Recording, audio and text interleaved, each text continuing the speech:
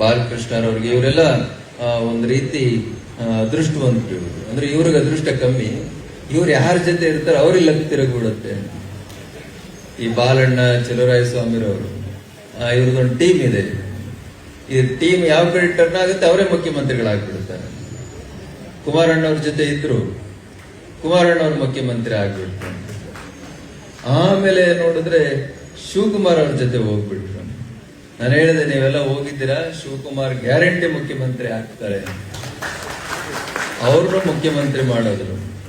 ಈ ಬಾಲಣ್ಣವ್ರು ನಾನು ಹೇಳ್ತಿದ್ದೆ ಯಾವಾಗ್ಲೂ, ನೀವು ಮೊದಲನೇ ಸರಿ ಯಾವಾಗ ರಾಜಕೀಯ ಶುರು ಮಾಡಿದ್ರೆ ಅದೇ ಪಕ್ಷದಲ್ಲಿ ಇದ್ದಿದ್ರೆ ಇಷ್ಟೊತ್ತು ನೀವು ಎಲ್ಲೋ ಹೊರಟೋಗ್ತಿದ್ರಿ. ನೀವು ಅವ್ರನ್ನ ಮುಖ್ಯಮಂತ್ರಿ ಮಾಡಕ್, ಇವ್ರನ್ನ ಮುಖ್ಯಮಂತ್ರಿ ಮಾಡಕ್ ಅಲ್ಲಿ ಇಲ್ಲಿ ಚೇಂಜ್ ಮಾಡಿ ಇನ್ನು ನೀವು ಮಂತ್ರಿ ಆಗಿ ಒದ್ದಾಡ್ತಾ ಇದ್ದೀರಾ. ಇವೇನಾದ್ರೂ ಯಡಿಯೂರಪ್ಪನವ್ರ ಜೊತೆಗೆ ಇದ್ದಿದ್ರೆ very senior leader in BJP, ಆದ್ರೆ ಇವರು ಅಲ್ಲಿಂದ ಸ್ಥಾನ ಪಲಟ ಮಾಡಿಬಿಟ್ರು. ಮಂತ್ರಿ ಆಗ್ಲಿಕ್ಕೆ ಒದ್ದಾಡ್ತಾ ಇದ್ದಾರೆ. ಅದೊಂದು ನಿಷ್ಠೆ ಅವರಿಗೆ. ಎಲ್ಲಿದ್ರು ನಾವು ನಮ್ಮ ಜೊತೆಲಿರೋರ್ಗು ಒಳ್ಳೇದು ಬಯಸಬೇಕು ಅಂತೇಳಿ, ಅದರಿಂದ ಇವತ್ತು ಶಿವಕುಮಾರ್ ಅವರು ಮುಖ್ಯಮಂತ್ರಿಗಳಾಗಿದ್ದಾರೆ. ಅವರ ಪಕ್ಷ ದೊಡ್ಡ ಮನಸ್ಸು ಮಾಡಿ ಅವರಿಗೆ ಬಹಳ ದೊಡ್ಡ ಅಧಿಕಾರವನ್ನ ಕೊಟ್ಟಿದೆ. ಈ ಸರಿ ಒಬ್ಬರಿಗೆ ಕೊಟ್ಟಿದ್ದಾರೆ, ಕೃಷ್ಣ ಬೈರೇಗೌಡರಿಗೆ ಗುರುತಿಸಿದ್ದಾರೆ. ಮುಖ್ಯಮಂತ್ರಿ ಅವ್ರನ್ನೇ ನಾವು ಲೆಕ್ಕ ತಾಣಕ್ಕಾಗಲ್ಲ, ಅವರೇ ಸರ್ಕಾರ. ಅದರಿಂದ ಇಲ್ಲ, ಅವರೇ ಅಕ್ಸೆಪ್ಟ್ ಮಾಡ್ಕೊಂಡಿರೋದ್ರಿಂದ ಒಬ್ರಿಗೆ ಕೊಟ್ಟಿದ್ದಾರೆ.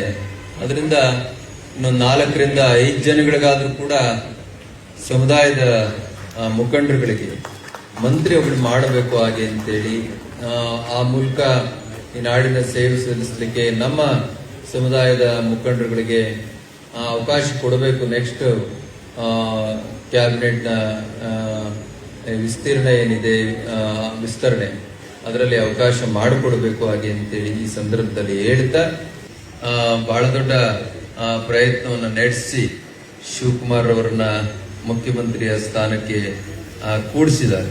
ಅವರ ಹೆಸರೆಲ್ಲ ಟಿವಿಯಲ್ಲಿ ಬರ್ತಾ ಇದೆ.